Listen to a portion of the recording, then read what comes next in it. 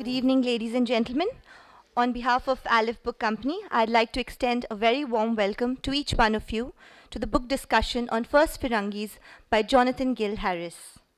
Taking the evening forward, I'd like to request Mr. Jonathan Gil Harris and Mr. Arunavasana to kindly come up on stage and take their seats, please.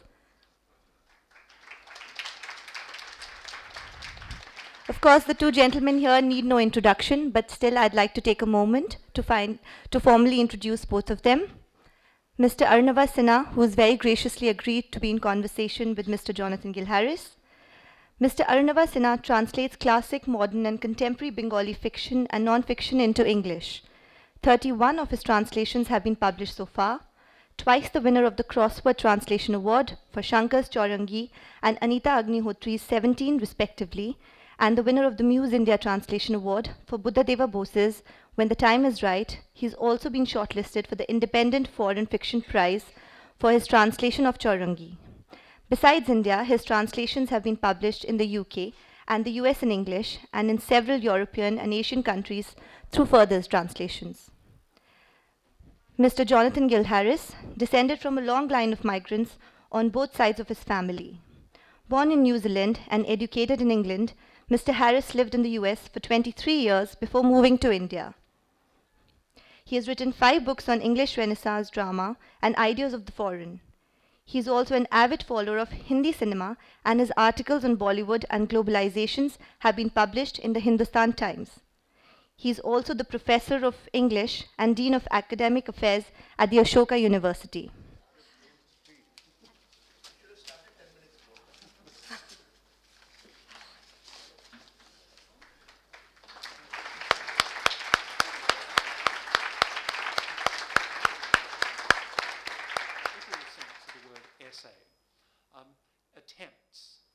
Attempts to try out ideas, but they're also attempts on the part of my body to adjust, acclimatize to something very new and very different.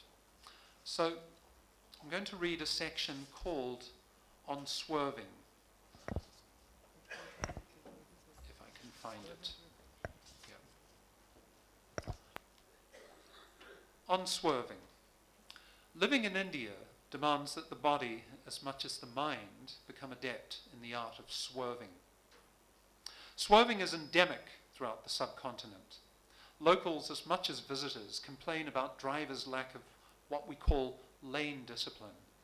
The tendency, even when they're clearly demarcated lanes, to lurch willy-nilly between them. But lane and discipline is of a piece with Indians' pervasive tendency to refuse the constraint of one track, physically and verbally. Indians are, by habit as much as inclination, swervers. This is particularly so in Delhi. The ubiquity of swerving was brought home to me when I first visited the city.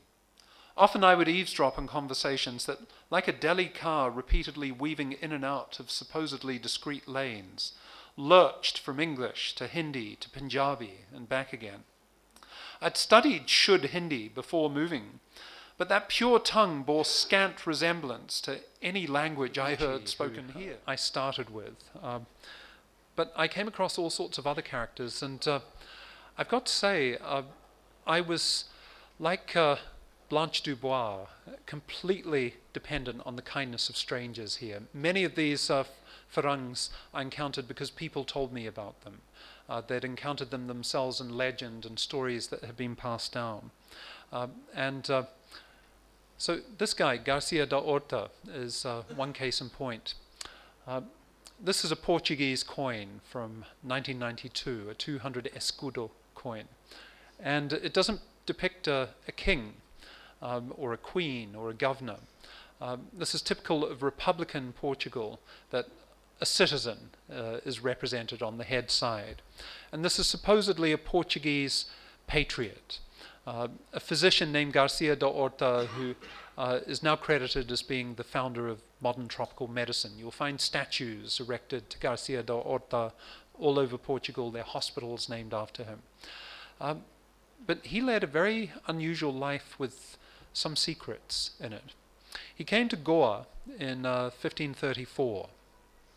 And he had given up a professorship of medicine at Portugal's most distinguished university to serve as personal physician to the governor of Goa, a fairly nasty figure, Alfonso de Soares. When the governor went back to Portugal at the end of his term, Garcia da Horta stayed.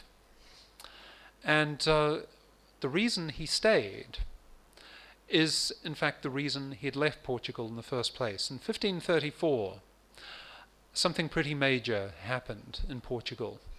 The Inquisition was set up. And Garcia da Horta had good cause to leave because he wasn't what his name suggested he was. He wasn't a good Christian. He was an undercover Jew. He'd been born Ibrahim Ben Itzhak. This is why he didn't go back to Portugal. He had taken a wager that in Goa the Inquisition wouldn't catch up with him. Unfortunately, he was wrong about that. Francis Xavier, whose name is memorialized in 1,000 schools over the country,